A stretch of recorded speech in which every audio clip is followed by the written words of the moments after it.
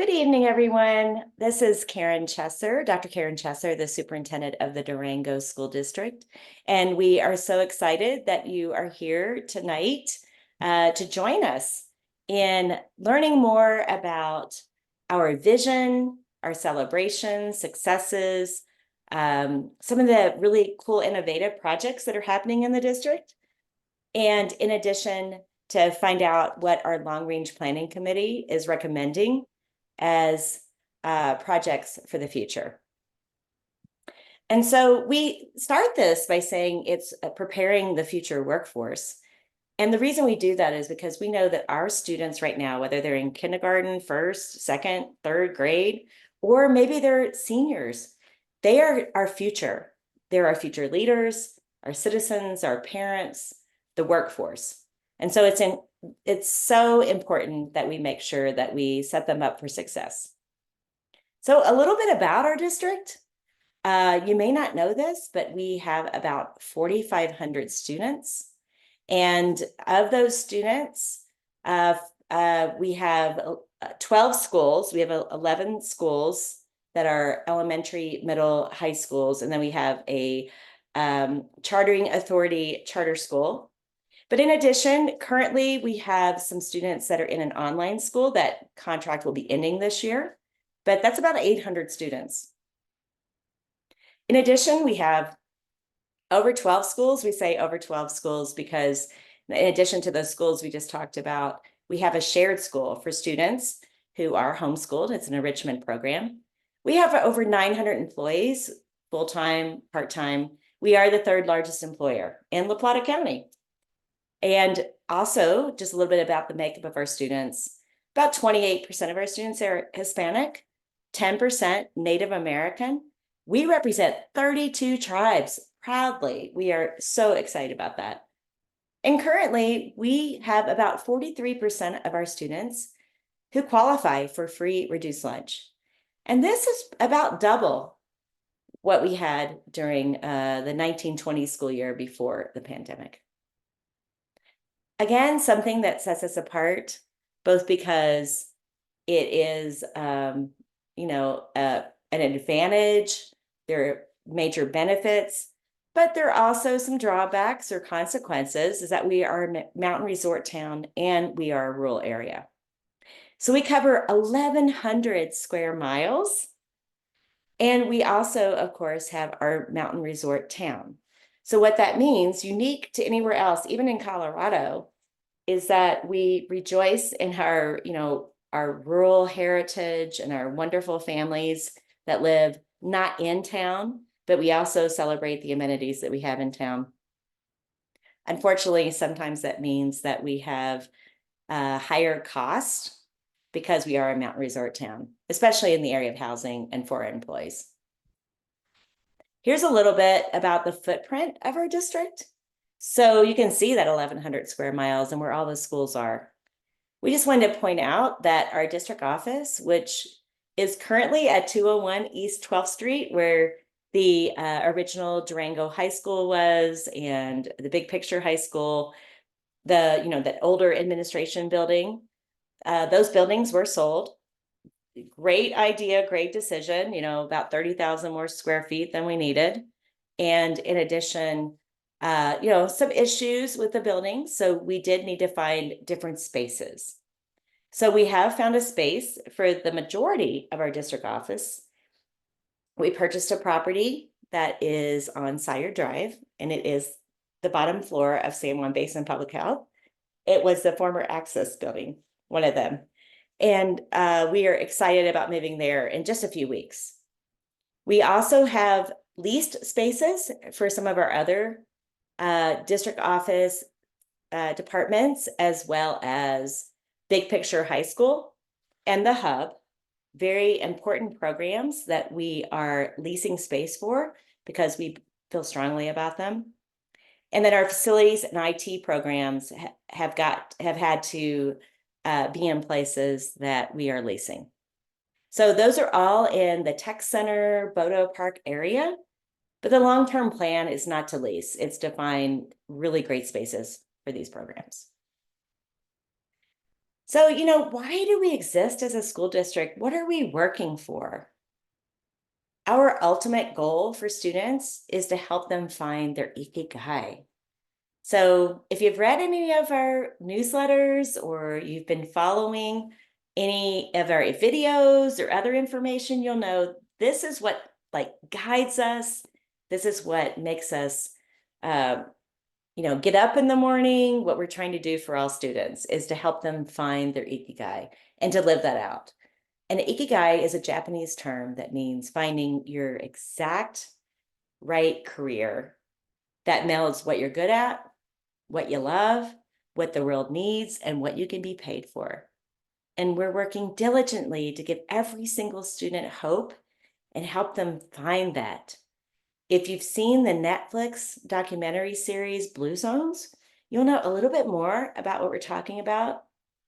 When we look at places around the world where a large portion, or maybe the majority of the population, is living to be 100 years old or more happily, Ikigai is one of those themes for those people. So, yeah, what they eat is really important, their movement and getting all that, not exercise for exercise sake, but for movement sake. And then having their Ikigai, like actually making sure that people have found what it is that they want to do for the rest of their lives. And that's what we want for our students ultimately. And so in order to make sure every single student has the skills they need and the supports they need to find and live out their ikigai, we've identified some very specific skills, dispositions, competencies that we want to make sure every single student has. Before I talk about our portrait of a graduate, if you look at that big rock in our symbol for our portrait, what do we want for all of our students by the time they graduate and beyond? That big rock symbolizes that foundation that we're working really hard at to make sure every student has. That's a foundation in at least grade level or beyond proficiency in reading, in math, science, social studies, the arts, all of the areas that we know are the core and the foundation for making sure students are successful. As we talk about, it's really hard to even like say envision being a construction manager if you can't read the technical readings at that 12th or 14th grade or beyond level. Let's say you are excited about being an engineer. Well, you have to have a math level, proficiency in math at that high school or higher level. And so it really is, incumbent upon us, our moral imperative, to make sure every single student reaches that grade level proficiency or beyond. That's that big rock, that's solid rock. If you look on the left, you'll see our 6 portrait of a graduate skills and dispositions, our competencies that we as a district in 21-22 determined were the most important for our community. So we engaged over 30,000 stakeholders. It was through a think tank with industry and community leaders. We talked to all of our staff, our leaders, every one of our students. We did conversations during lunch. We had community meetings, parent meetings, we did surveys, and we landed on these 6 competencies that are vitally important for our students to be successful in the future. And I know you know that our world is changing dramatically. But no matter what the careers are that our kindergarten students are going to face or going to want to do in order to live out their ikigai, we expect that these 6 competencies will be important. We want our students to be courageous leaders, creative problem solvers, confident communicators, agile thinkers, empathetic collaborators, and resilient risk takers. And in case you didn't know, we've defined those very specifically. And we've also worked with our schools and our students.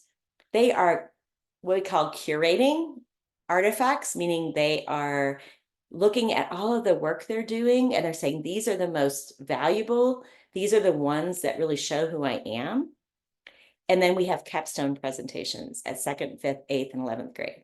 So we're pretty serious about making sure that all of our students are able to show that they are building these from preschool to 12th grade. And so we want to celebrate some of the great things that are happening. And even though we've had about 65 really positive articles in the Durango Herald and lots of great news on social media, sometimes people don't know.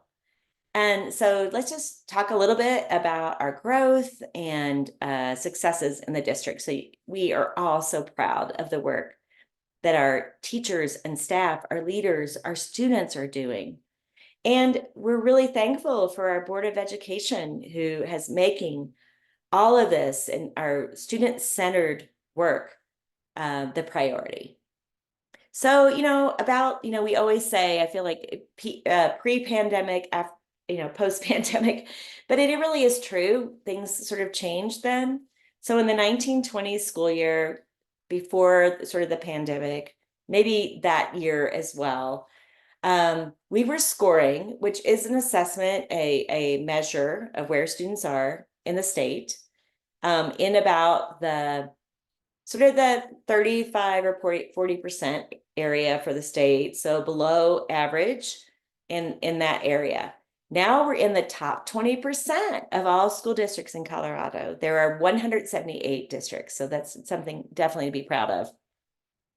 One of the things we're most proud of is that even in the midst of a lot of national media, state media, maybe even international, we are finding that there's a lot of discussion about students actually falling behind more, that the pandemic led to such learning loss that kids are 1 and 2 and 3 years behind. Will they ever catch up? And when we look at the districts in the state who have at least 1,000 students, as we mentioned, we have 4,500. We, out of the 178 districts, there are only 3 districts in the state that actually have increased in reading and math, both areas, since the pandemic. And we're proud to be one of those 3.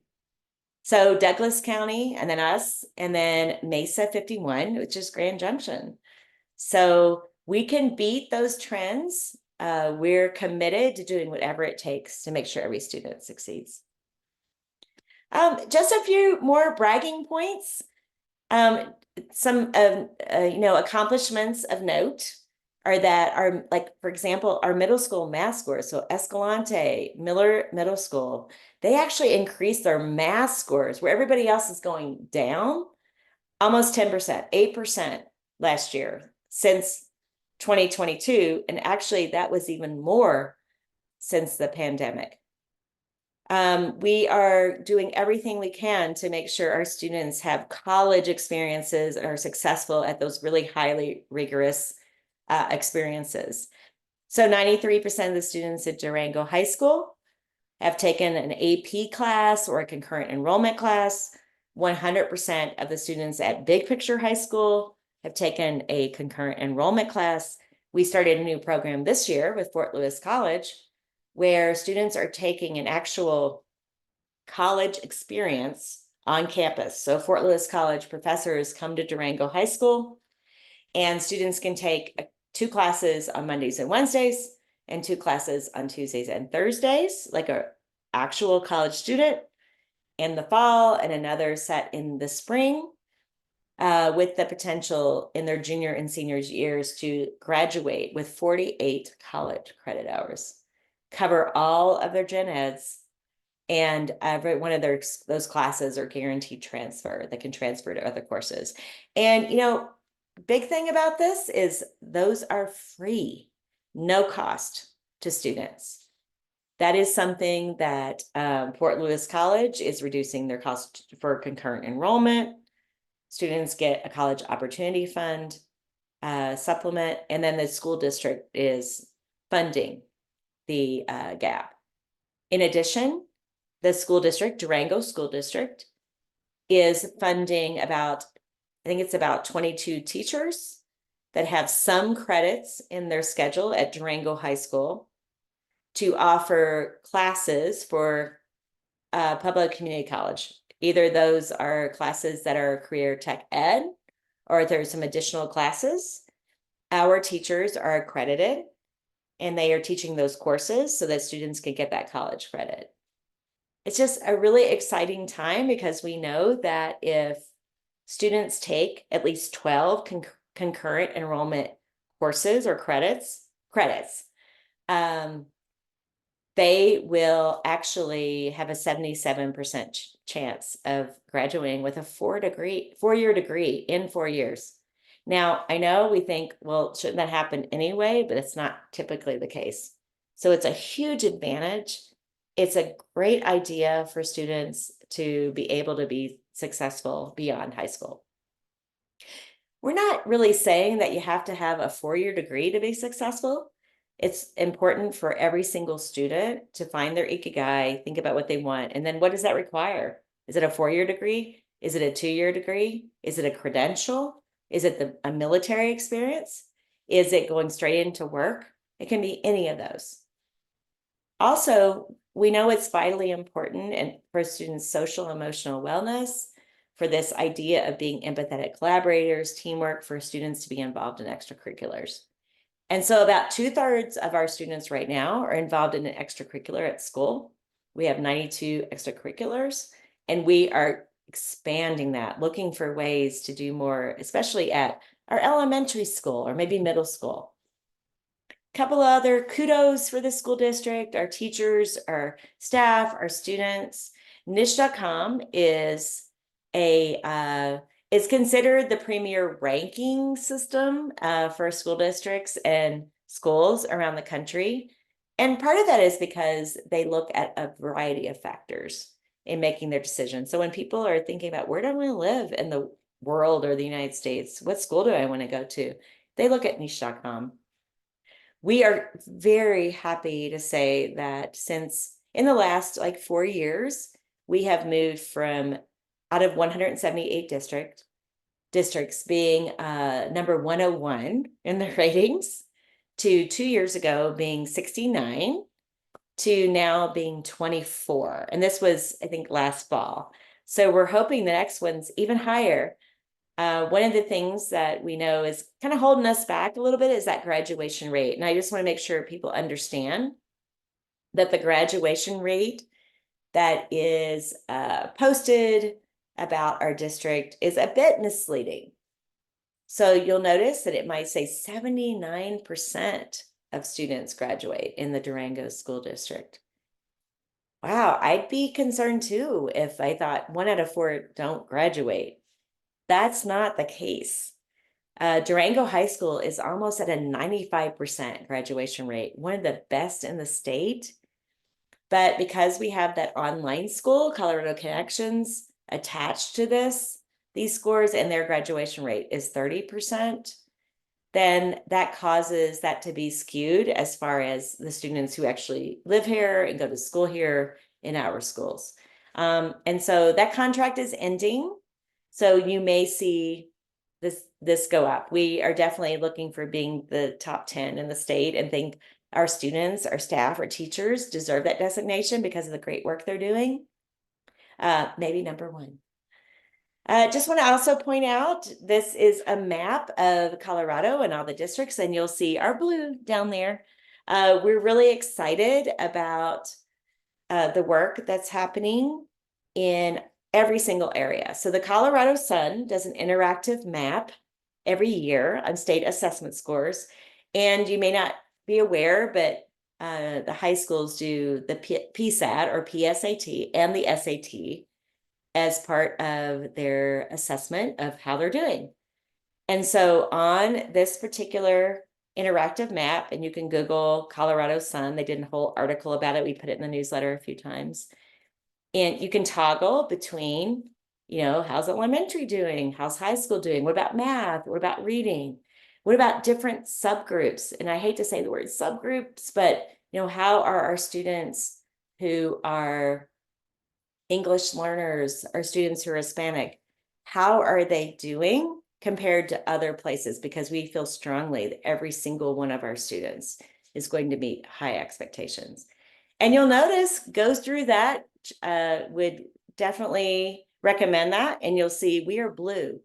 in all of those areas. And that's really, since last year, the year before, really increased. So we're very proud of the work our people are doing. And when I say people, I mean teachers, staff, students, our community, our industry partners. So thank you. In addition, we put this quote here because Attorney General Phil Weiser has kind of singled out our program, the Hub, and what we're doing for social emotional wellness, behavioral health, as a model for the state. This was a creative program, because we didn't have a ton of supports in Southwest Colorado, and we had to have them. And so we feel, again, strongly that every single student is going to be successful, is going to find their ikigai, and we just have to do more to make that happen. And that's an example of some validation that we're on the right track. Just a couple more kudos kinds of things. We have the only teacher in the state of Colorado who is licensed to teach Navajo, Dene language, Alfreda Begay at Durango High School. And we are just so excited about that and how we are honoring our students and making sure that they have the tools that they need to continue education about their heritage. So that's fantastic. We have about 29 languages, home languages spoken in our schools. We value our diversity greatly.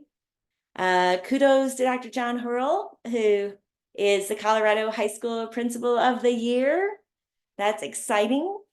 Also, our ice hockey team were the state champions this year, only in their second year of being an official team.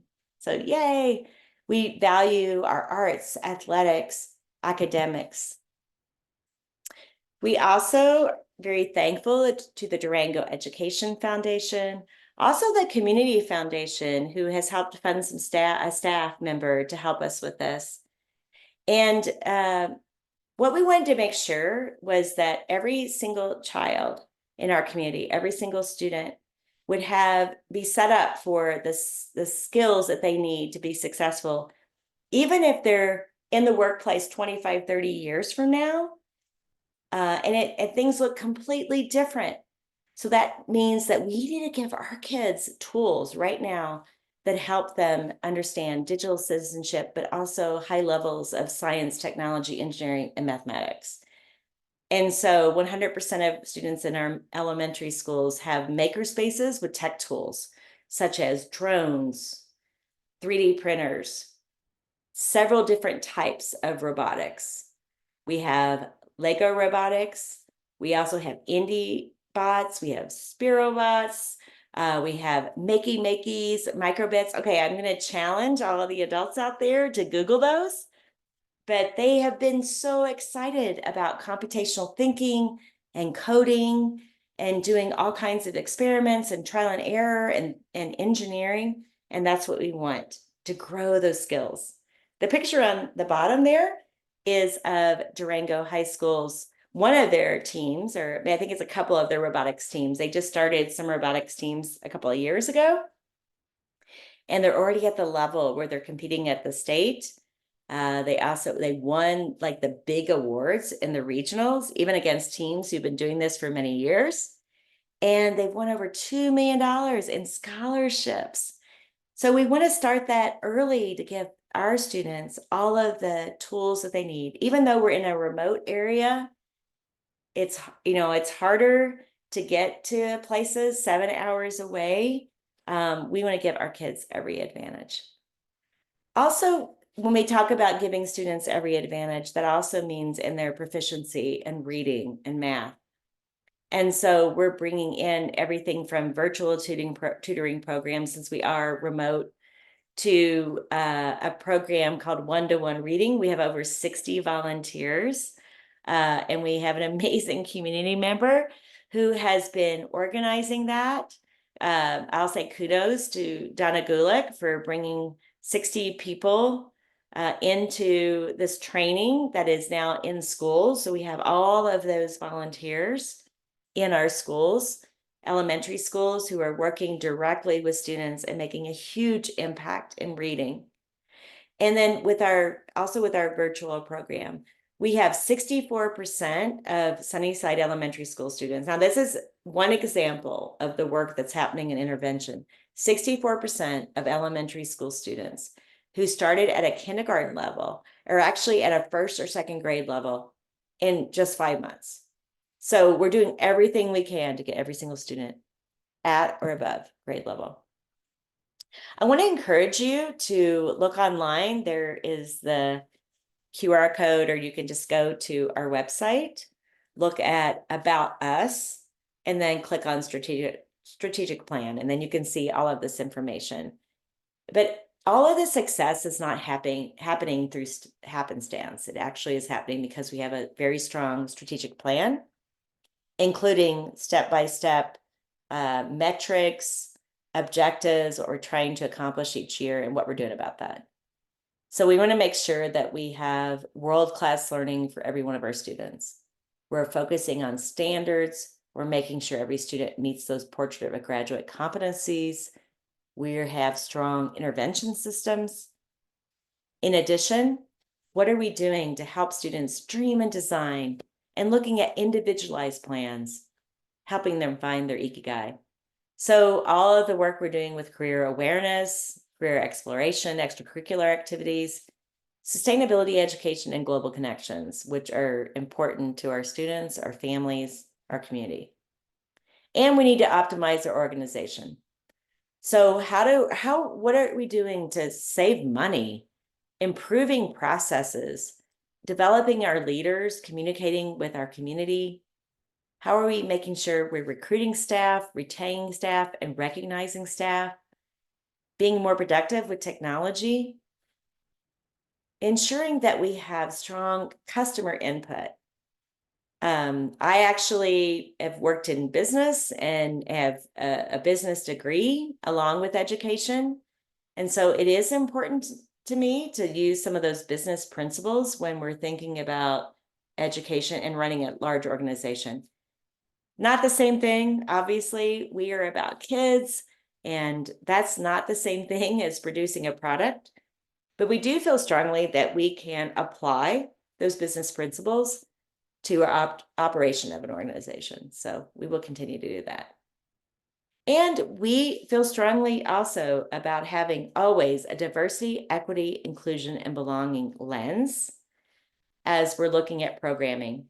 So for example, when we are putting out information, are we making sure that everyone, even if they speak originally another language, that they can access that information? So you'll notice we have a ton of interpretation services at meetings. We are sending out information in other languages. Also, we want to make sure that our families, our students, everyone feels like they belong. We will have several events. We're focused on listening, hearing from everyone. And we want to make sure that our students, that's why we're trying to expand extracurriculars. We feel strongly about our students' social, emotional well-being and making sure that they have what they need and supports. Just a couple of areas we wanted to highlight to show that we are creating innovative spaces and programs for students. We're trying to do that in a way that is very efficient and isn't costing a ton of taxpayer funds, and then also might even be saving funds for our community. So sustainability is one area, very important to our community, very important to our students. And so we have a sustainability committee that meets every 2 months. They've been doing that for 3 years, and very thankful for that commitment. We have tons of community members, but we also have students, we have staff, we have a board member, we have leaders that are on this committee, and they are asking really hard questions and making sure we're all held accountable. We have green teams at every single one of our schools. And those are students holding us accountable, and they definitely want to see an impact. We do energy audits. We're benchmarking against other school districts and other organizations. And then also anytime we're doing any kind of building, we're meeting, really high standards for energy improvement. In addition, the board approved an energy performance plan a couple of months ago. And kudos to them, because this is a budget neutral program, but it actually is going to save a ton of money and a ton of energy over the next few years. You may have read about this, but we will actually be doing things like adding solar, sealing building envelopes. We have some 60 and 70-year-old buildings, even though it's recommended that we replace a school after 50 years. So we have to do something to make sure that they're not, have excessive energy. So we're doing that, as well as systems such as LED lighting and looking at water and water conservation and many of those things. So that energy performance plan will actually save 1,800 metric tons per year of carbon emissions. That's equal to 411 cars a year. And I forgot to mention that I knew for sure that our board treasurer, Rick Peterson, was on this call, and I'm going to look to him at this point to tell us about trees. This is actually my favorite statistic, that 1,836 metric tons of carbon emissions saved is the equivalent of planting 70,000 trees annually. Which is so awesome. And I know we'll hear from Rick later to talk about funding. So we're very excited and concerned about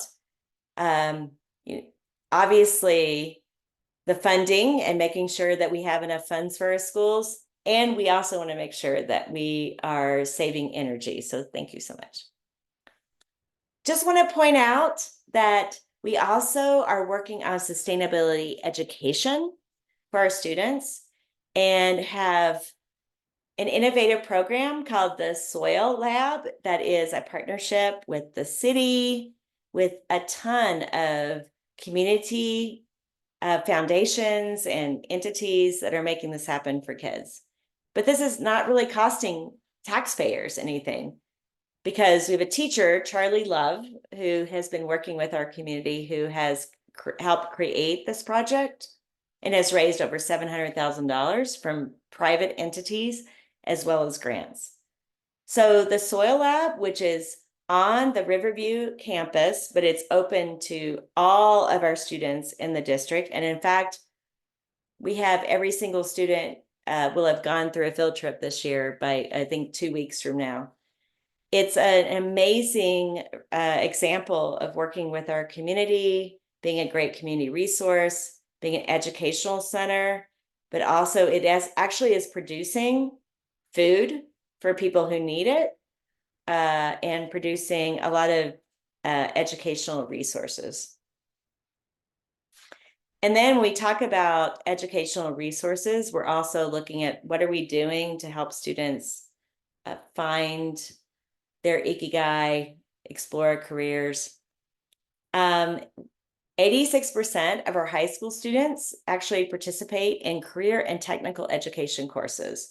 That's a 50% increase from the 21-22 school year. We also have about 50% of our middle school students at Escalante and Miller who are also participating in those courses and getting high school credit. So when you think about career and technical education, yeah, that does include, which we are so supportive of, skilled trades. So students can come right out of high school, go to work, and have a credential. It also includes a lot of the careers that we say maybe, not your traditional vocational tech classes. So we have students who are getting credentials in engineering and health science and computer science and education. So we're very focused on making sure that students have an informed plan by the time they leave high school. For a 4-year degree, maybe a 2-year degree, a credential, or going straight to work, or a military experience. We think those are vitally important. The Commissioner of Education in Colorado actually visited us in the fall before the Impact Center was built. And she was going through several of the programs that we were doing at Durango High School, where we had tried to retrofit some old spaces to be really cool spaces, like for interior design and agriculture and fashion design. And she actually mentioned to us that this was so impressed to see it didn't feel like your traditional high school. And that's what we want. We want those really strong skills that students need in high school. And we want them to have career experience. So again, they can live out their ikigai. Here's an example of some of the career pathways that we have. So again, everything from health science to hospitality, entrepreneurship, engineering, tech, media arts, skilled trades, welding, all extremely important in helping students find what it is they want to do with their lives. You might have seen impact. So when we talk about career exploration, we wanted to make sure we had a facility where students could find their ikigai, they could live out our portrait of graduate competencies, and they could have these very intense career exploration experiences, work-based learning experiences that could help them understand what they want to do and what they don't want to do and have a leg up on the future. With our bond in 2020, this was a part of the ballot language that we would have a future-focused career innovation center. And I'm so thankful that that happened, because that gave us this sort of impetus for making a cool center.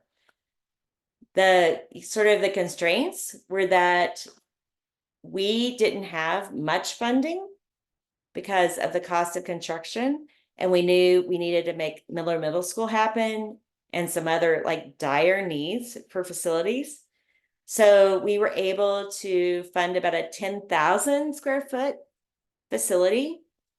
And we are excited about what's happened, because we've been able to create the space. We had a design advisory committee, which was made up of architects, people who have expertise in this area.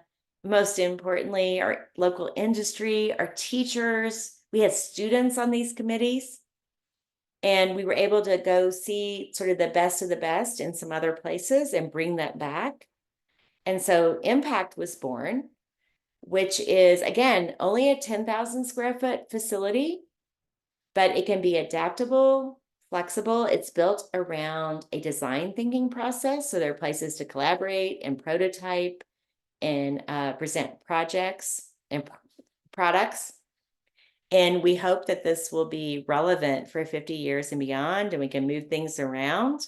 And it doesn't matter if you're in hospitality or culinary experience, or you're in an engineering or aerospace experience or entrepreneurship. All of these different spaces give you the tools you need to be successful.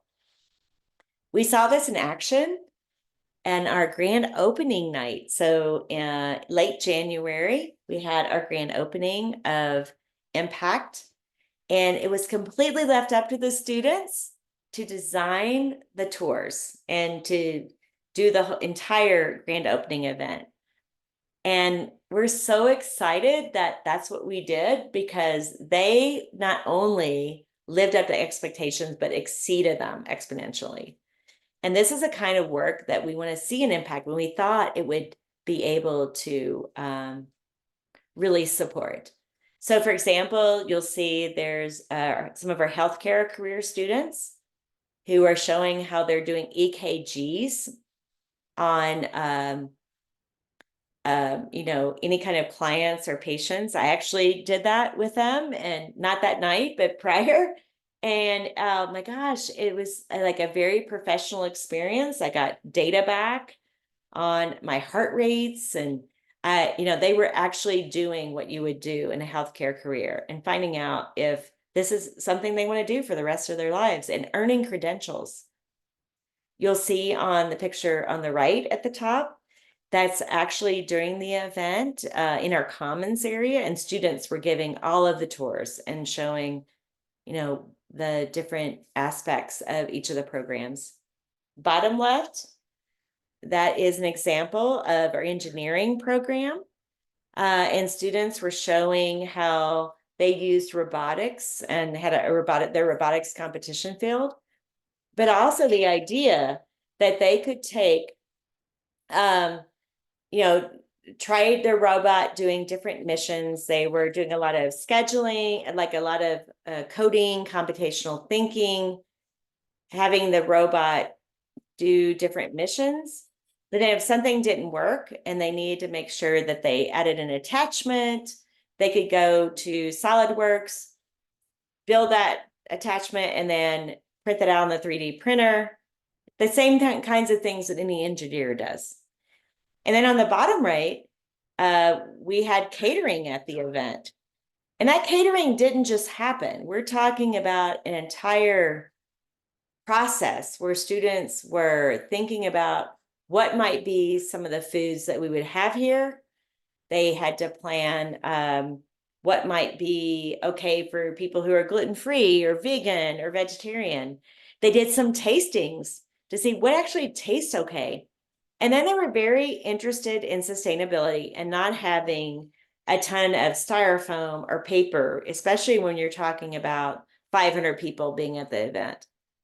And they did an amazing job. They ran it themselves. And in fact, I got a lot of questions during the event about who is your catering company, because they're fantastic. And I was very proud to say, well, those are our students.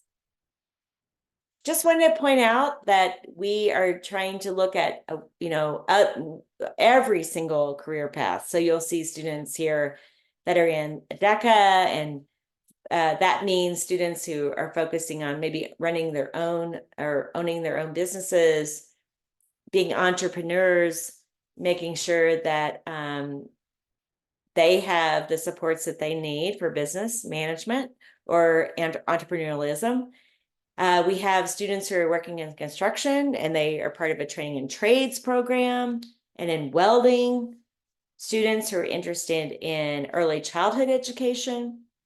We have a full daycare that is run at Durango High School, and students can actually get courses to come out with a certification to be an early childhood center director.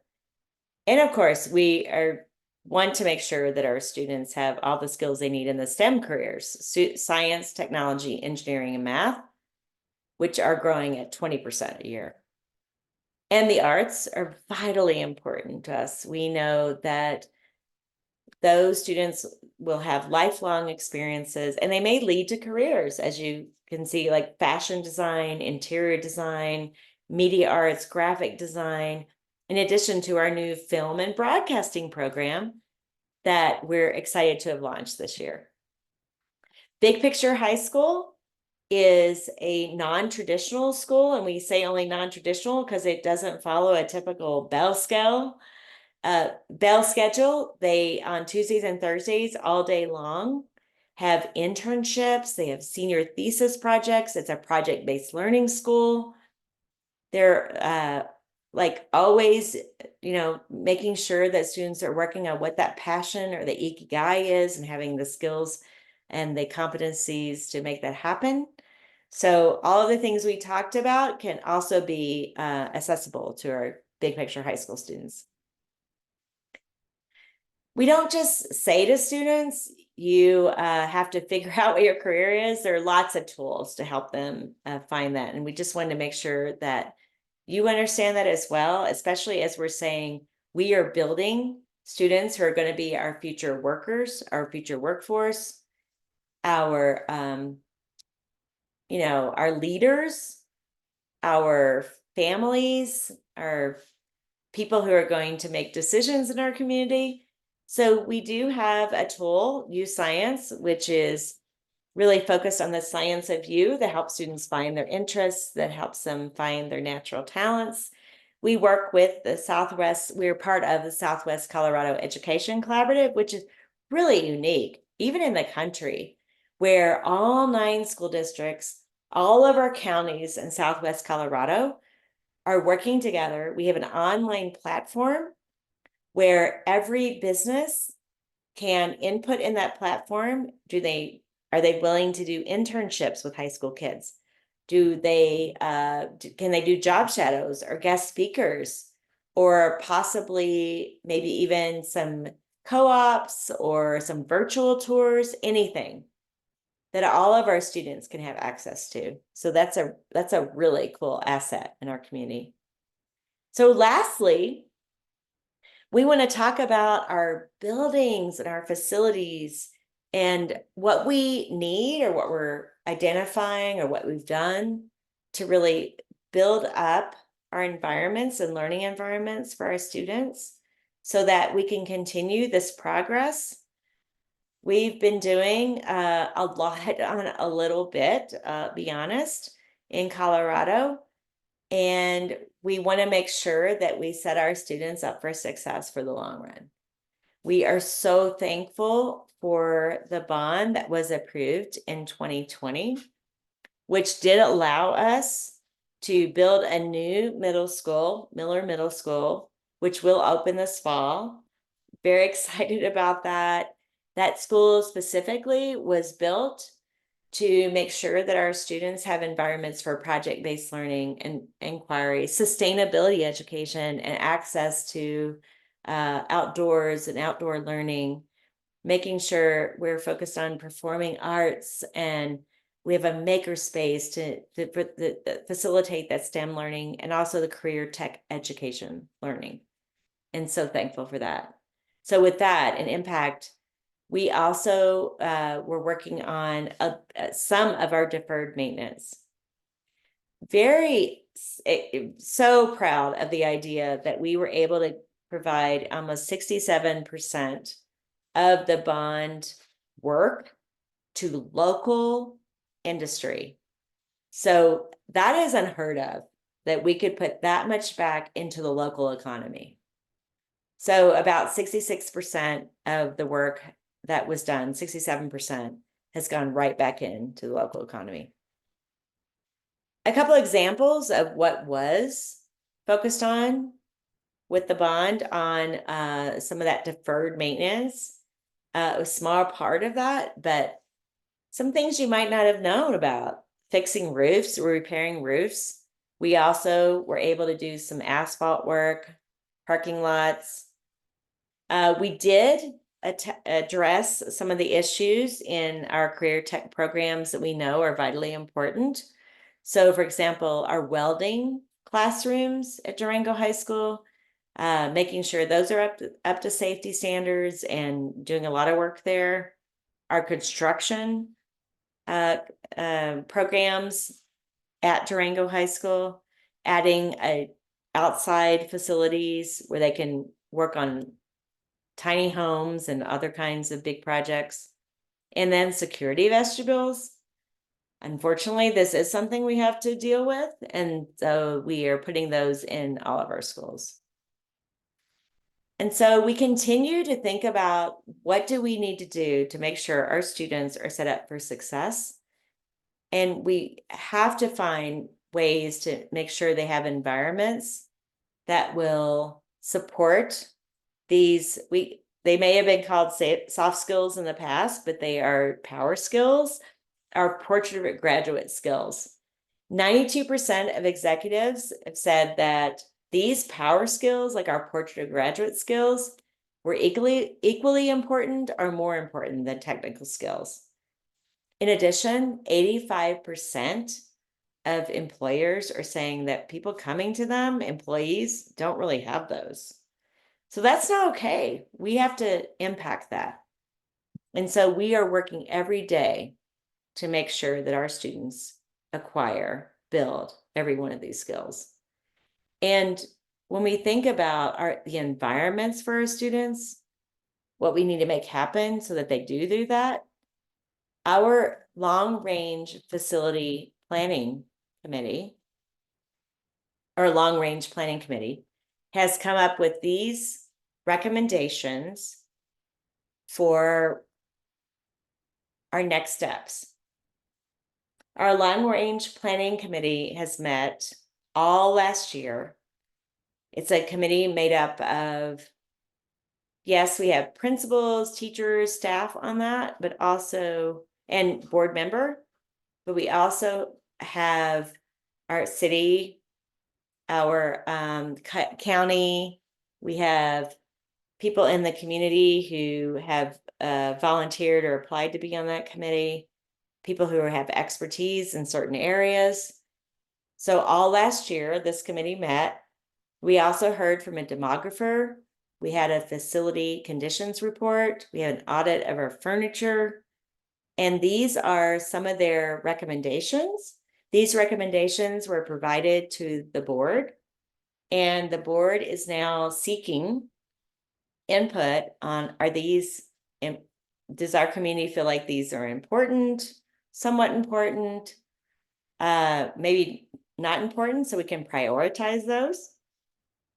And so I want to just go through each of those. And I know our board treasurer, Rick Peterson, will have some information about our funding systems and what the next steps might be for our school board and thinking about how to address these. So first of all, replacing Florida Mesa with a new school at Three Springs. What I've been told too is that this has been a priority for at least 15 years. Florida Mesa has, it's a 64-year-old building, and it does have issues that need to be addressed. There are issues with water, HVAC, boilers, traffic patterns. And does it make sense to try to put Band-Aids on those or to replace that school? We have recommendations, and most of the schools in Colorado follow this process of being replaced every 50 years. But we have a lot of schools that are 60 and 70 years old. Three Springs we feel like is an optimal place for a new school to replace Florida Mesa. That is definitely where growth is. We have land there. We know that there is a continuing desire to put a school there to replace Florida Mesa. Also, we might be able to use Florida Mesa, the building, to retrofit that building for other kinds of programs, such as the next item on the list, which is we, of course, know we need a permanent facility for our facilities department and our IT departments, and also warehouse space and small appliance warehouse space. And so perhaps that could be at the Florida Mesa location. We also have to have a permanent space for the hub in Big Picture High School. These are critical for our students. We have students who would desire a non-traditional space, and then we also, with the hub, really need to have a place to support our social emotional needs and behavioral health needs for students who need that, and therapeutic supports. And currently we don't have that. So that is definitely a need. Deferred maintenance and facilities projects. Looking at our needs right now, not even future needs, we have about over $120 million in need. And that runs everything from the 8 schools that have boilers that are beyond their use date, we'll say, that could go out.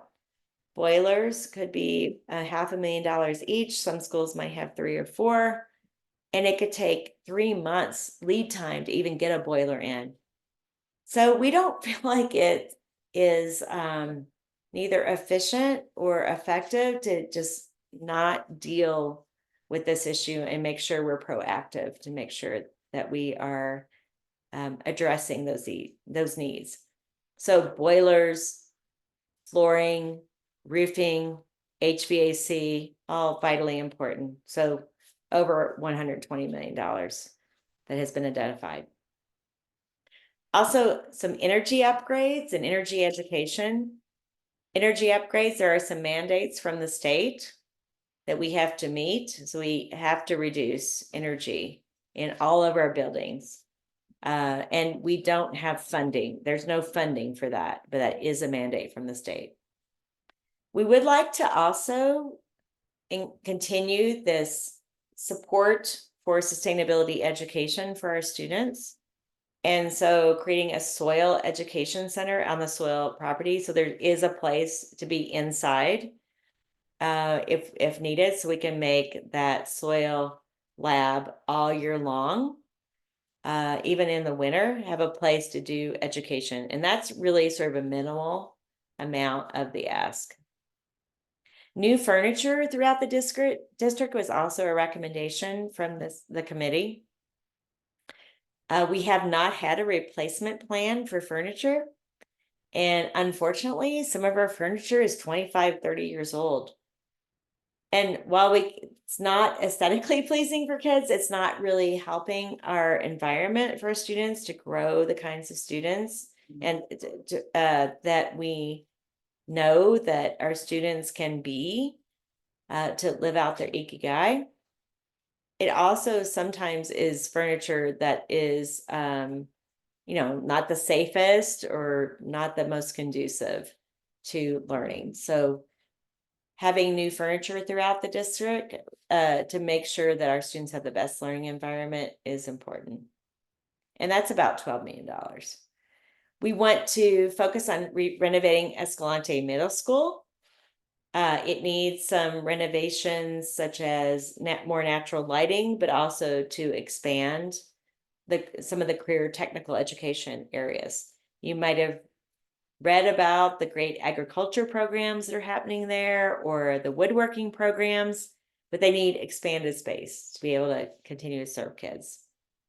And then employee housing, which is a huge issue for us. Throughout our state, you may have found that, especially in mountain towns, that communities have been supporting school districts actually having to take on owning property so that they have some housing options for especially recruiting in new staff. That is increasingly the norm. So we have to do something about that. It's really hard, even though we have increased salaries for our teachers and staff on average 25% over the last 3 years to try to get to a point where we can be competitive with New Mexico. And also to have a place, we know the cost of housing is really high for our staff.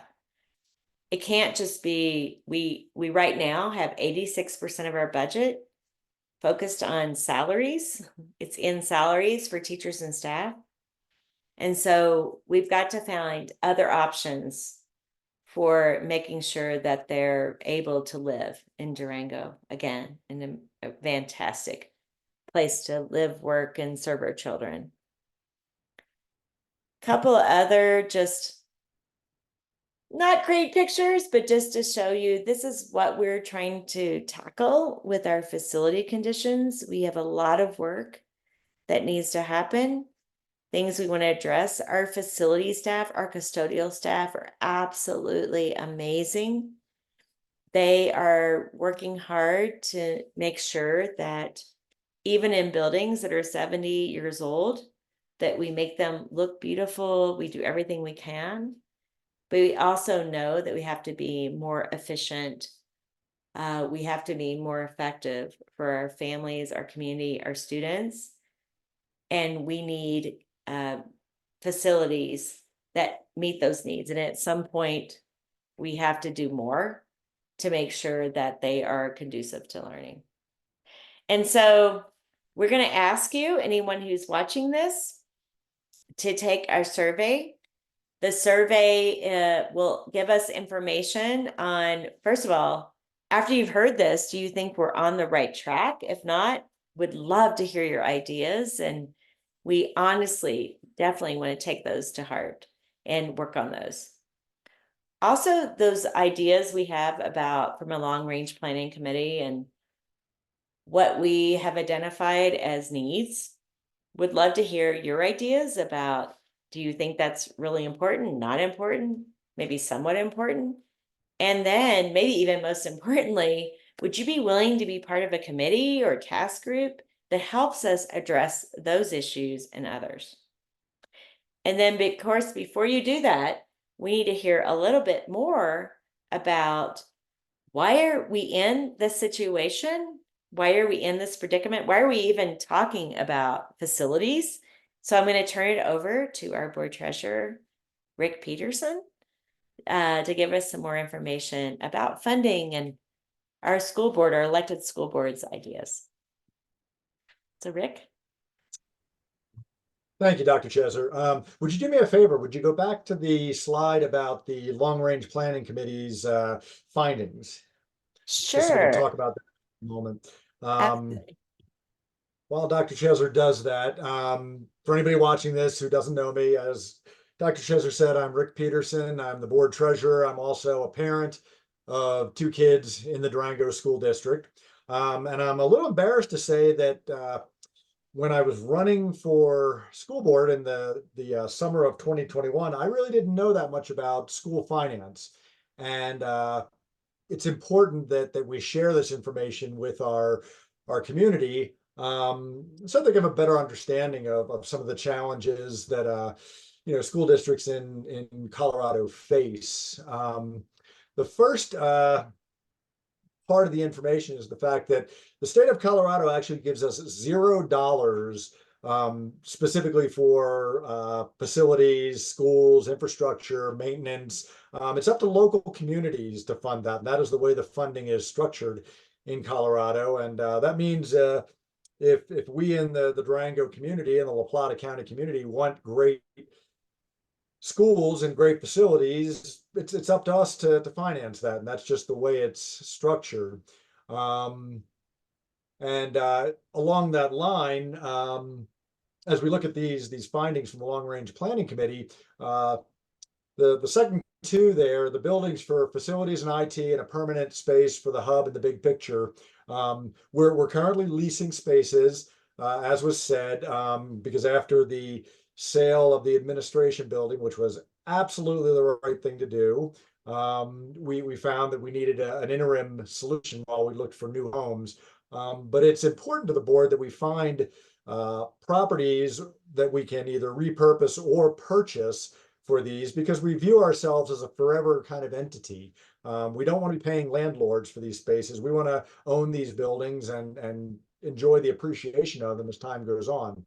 And as Dr. Cheser said, there may be some creative thinking with repurposing of the Florida Mesa building. There's also the possibility, if of getting creative and possibly moving the bus barn to that Florida Mesa location and possibly using that Highway 3 location for some other creative use. So we've got some options there depending on what direction we choose to go. It's also important that we kind of talk a little bit about the deferred maintenance. And this ties directly in with the way that funding works in the state of Colorado. I'm sure most everybody watching this is familiar with TABOR, the Taxpayer Bill of Rights, which puts a cap on spending and requires a balanced budget and returns any excess revenues to the taxpayers.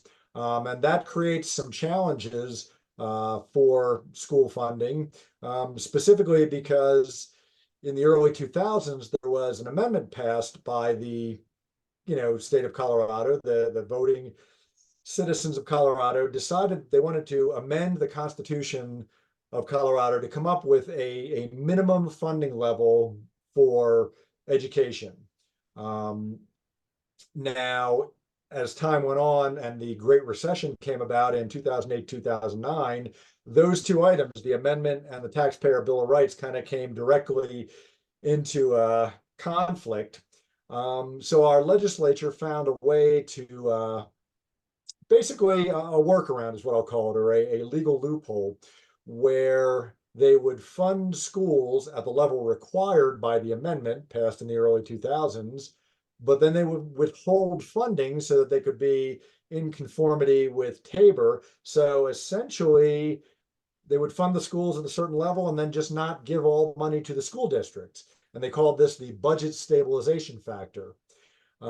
Since 2009, the budget stabilization factor has withheld funding from school districts in Colorado in excess of $10 billion with a B. In fact, that's over $60 million just for Durango 9R. And unfortunately, we're probably never going to see that money. Now, you may have heard a little bit in the news in the last 12 months or so about the governor's push and the legislature working to, quote, buy down the budget stabilization factor. But that's a little bit of a misnomer because they're not paying us back what they owe us. They're just not making it any worse, which is good, you know. So we should get at least our full funding based on the late 80s funding formula that has been used. But at least, as I said, they won't be digging the hole any deeper. So that will help. But we still, even at those levels, we're 49th out of 50 states in per pupil funding, which is pretty disappointing. Now, having said that, so we get a per pupil fund each year, you know, a dollar figure per pupil. And as Dr. Cheser touched on, 86% of that goes to our salaries and our benefits for our staff, our support staff, our educators, our administrative staff, everybody.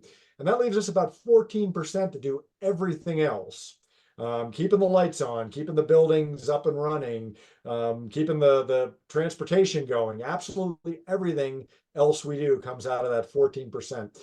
And that is the reason that since 2008, for the last 15 years or so, we've had to defer a lot of maintenance. If it really wasn't, you know, a major fire, we kind of had to put it off just to keep the really big fires being put out and trying to be competitive with our salaries. As everyone knows, Durango is a beautiful place, but it's an expensive place to live.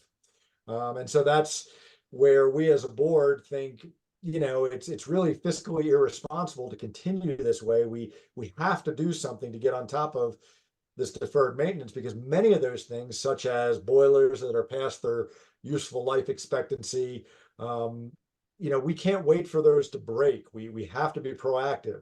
The reality is, if a boiler goes out in a school in the middle of winter, we're closing that school down because we live out here in a place where the, you know, 3 to 6 months lead time on a boiler and probably $500,000 per. So we need to be proactive and make sure that these are replaced before they go bad. Because the reality is, if we have to close a school in the winter time, we have to find somewhere else to put those 150 or 200 or 300 students, and we just don't have that kind of capacity. So again, the board takes this fiduciary responsibility very seriously, and that's why we want to get on the front side of this. Also, as we talk a little bit about renovations and trying to do some new projects at schools, I know that Dr. Cheser and our board president, Kristen Smith, have gone to some sessions at our Colorado Association of School Board conference, talking about how just getting natural light into learning spaces actually improves test scores. It improves outcomes. So being able to do some of those things and improve some of these spaces really will have a noticeable difference in the success of our students. Yeah, so that's some of the things we want to talk about, is just educating our community on how funding works. Other than that, you know, the board wants to thank everybody who's going to take the time to watch this, and please consider being involved with one of our committees as we go forward, because it really takes our community to make great schools.